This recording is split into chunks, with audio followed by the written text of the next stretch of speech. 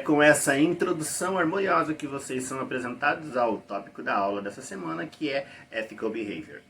Ethical Behavior, ou o comportamento ético, quando relacionado aí à parte profissional, pode ser definido como um conjunto de valores, normas que conduzem o comportamento dos profissionais dentro de uma empresa. E é por meio delas que um profissional apresenta comportamento adequado ao meio do trabalho, sendo guiado por princípios que contribuem para a convivência em grupo.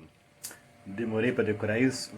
Vocês nunca vão saber. E dentro da pesquisa, para realizar essa aula, eu achei um site que lista vários itens que discutem comportamentos éticos e antiéticos, em inglês, dentro de uma empresa. Eu vou deixar esse site aqui na descrição, enquanto a gente comenta alguns para aumentar o vocabulário e também praticar a pronúncia.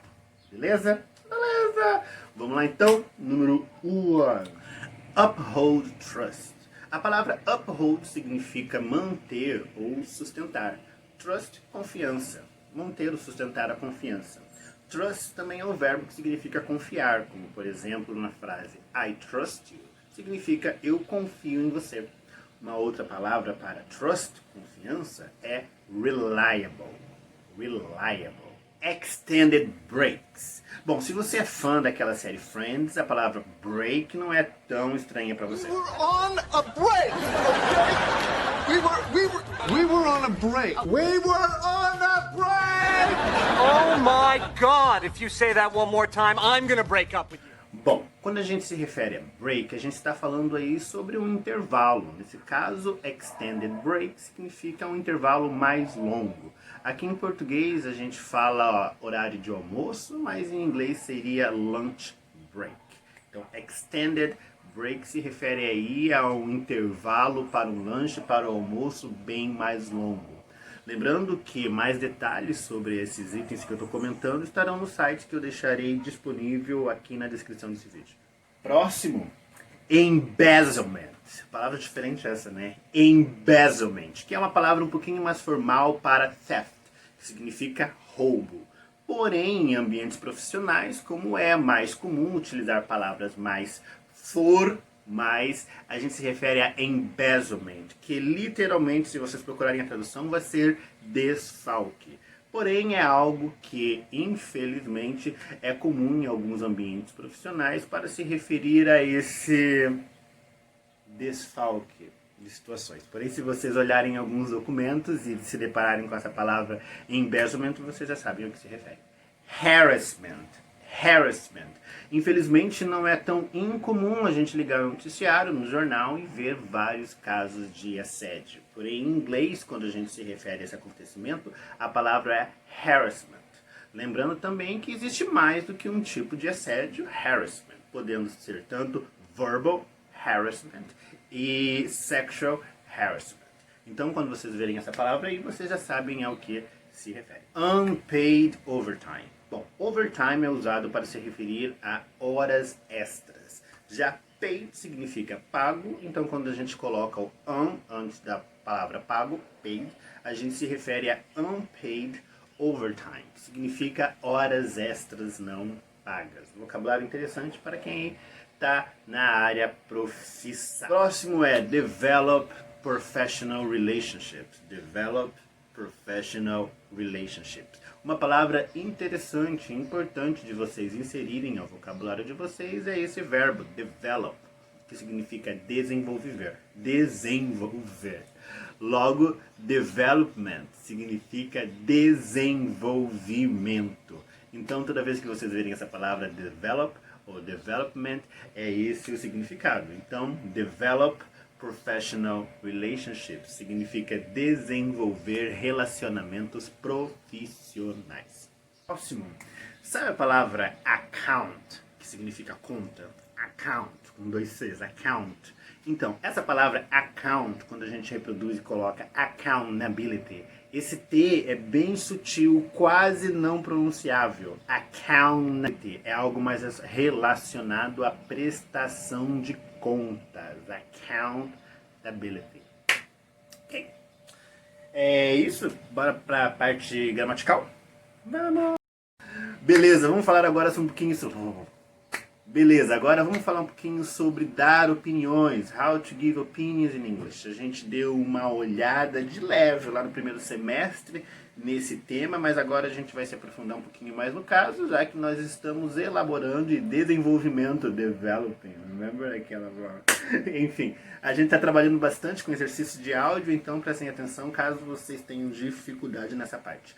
Bom, quando a gente fala sobre giving opinions, existe aí uma grande variedade sobre como a gente pode demonstrar, como a gente pode dar a nossa própria opinião em inglês. Dentro desse leque de variedades existem aí categorias formais e categorias informais. Eu acho que uma das palavras mais usadas aí dentro dessa categoria informal é utilizando o verbo think. Sabe o verbo achar, pensar? I think. Então, uma maneira de utilizá-lo, por exemplo, é dizendo I think that. Bom, já que a gente está aí nessa categoria informal, vamos pegar aí um tema informal, como por exemplo um filme. Sabe aquele filme dos Vingadores? O último Vingadores? What did you think about the movie? O que você achou do filme? In my opinion, or I think it was awful, was horrible. In my opinion, it was awesome. I love it. Enfim, vocês podem utilizar aí de diversas maneiras.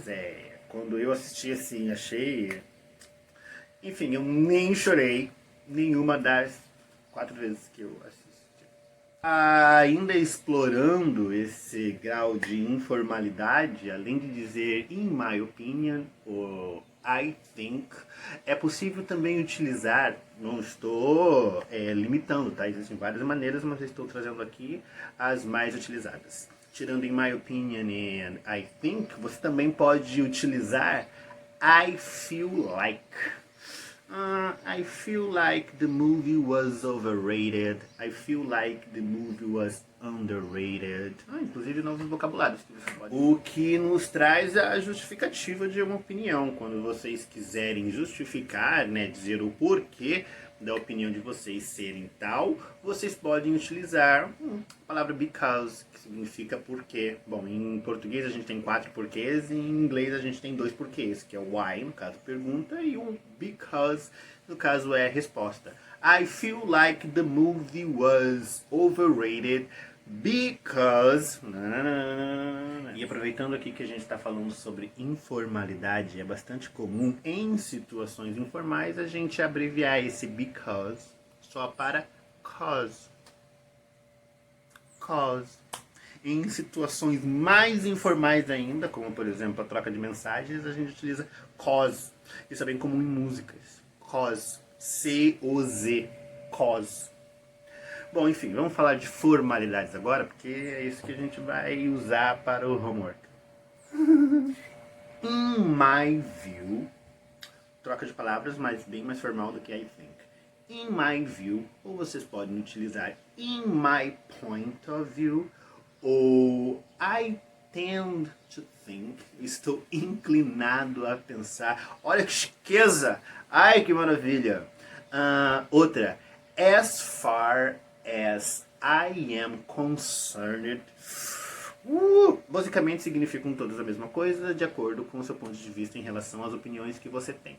Eu vou deixar um site que lista várias palavras de como a gente pode dar a nossa opinião em inglês. Estou trazendo aqui algumas para a gente discutir e praticar a parte fonética das coisas. Mas caso vocês tenham dúvidas, nada impede que vocês me perguntem pelo WhatsApp ou comentem nesse vídeo mesmo, beleza? Mas vamos utilizar uma frase? Tá. As far as I am concerned, the company should take responsibility for its actions. As far as I am concerned. Ai, que chiqueza! It seems to me that. It seems to me that. Me parece ser. It seems to me that unpaid overtime situations should be taken more seriously. Repararam essa palavra should, que significa deveria? Bom, nós podemos utilizar também a palavra must, que também significa deveria, porém existe aí uma potência maior, uma rigidez maior, como por exemplo, Reparem então a seguinte frase. You should arrive on time. Você deveria chegar a tempo. You should arrive on time. Nessa frase, should emprega uma visão como sugestão. Eu te sugiro algo, estou te aconselhando algo. Já quando a gente substitui a palavra should pela palavra must, eu estou querendo dizer algo como uma obrigação. Reparem só. You must arrive on time. Essa palavra must, nesse caso, está empregada como se fosse alguma coisa mais séria, como se fosse uma obrigação e não uma sugestão, como na frase anterior. Nesse caso, não é muito uma questão de formalidade e informalidade. São duas palavras que significam completamente coisas diferentes. São duas palavras que significam coisas completamente diferentes e são empregadas em situações diferentes. Como, por exemplo... in my job, I should speak slowly. Eu deveria falar devagar. Poderia ser uma sugestão que um aluno deveria ter me dado, ou a coordenação poderia ter me dado. Agora, se eu utilizar um must, eu estou puxando mais para algo que eu devo fazer, não que me é sugerido fazer. Como, por exemplo, I must speak English. I must record videos. And I must help students. Bom, agora saindo um pouquinho do tema, mas não tanto sobre como dar opiniões, é possível também concordar com opiniões e discordar de outras opiniões. E existem também várias maneiras de fazer isso, como por exemplo, of course. Of course. That's a good point. That's a good point. I agree it completely. I agree it completely. You're right. You're right. I would go along with that. I would go along with that. Vocês também podem tirar o apóstrofo e say, I would go along with that. I would go along with that. I couldn't agree with you more. I couldn't agree with you more. Or I couldn't agree more. I couldn't agree more. Eu não poderia concordar mais. Eu não poderia concordar mais com você. Formas e formas, né? E sobre discordar? Bom, nós também temos várias opções. Como, por exemplo, I don't think so. I don't think so. I disagree with you. I disagree with you. E existem formas um pouquinho mais formais de discordar de alguém. Como, por exemplo, I'm afraid I have to disagree with you. I am afraid I have to disagree with you. I'm sorry to disagree.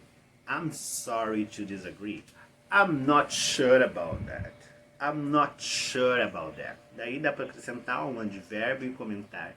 I am not entirely sure about that. I'm not entirely sure about that. Bom, gente, agora vamos para o homework. É o seguinte, lá na descrição desse vídeo, no Google Classroom, eu separei 4 situações. Vocês selecionarão um problema, uma frase, uma situação e solucionarão na próxima live. É uma atividade de áudio. Então, pensem bem, pratiquem bem. Lembrando de que como é uma atividade dentro do ambiente profissional, as palavras, o vocabulário utilizado deve ser formal, beleza? Então, por exemplo, according to my point of view, because, once that significa uma vez que, to conclude, tá, vocês vão substituir esse taranana, claro, pela palavra de vocês. Qualquer dúvida que vocês tiverem, por favor, venham até mim no WhatsApp que a gente pode resolver. Eu deixarei aí alguns links, alguns sites disponíveis que podem te auxiliar na hora de fazer essa atividade. Beleza? Então é isso. Lembrem-se, essa atividade deve ser entregue na próxima live, que vai ser na quinta-feira, dia 8 de outubro, às 21, beleza? Então é isso aí, qualquer dúvida é nóis, tá? Bye! um intervalo para alguma comida, algum lanche. Droga, tava tão bom. Ah!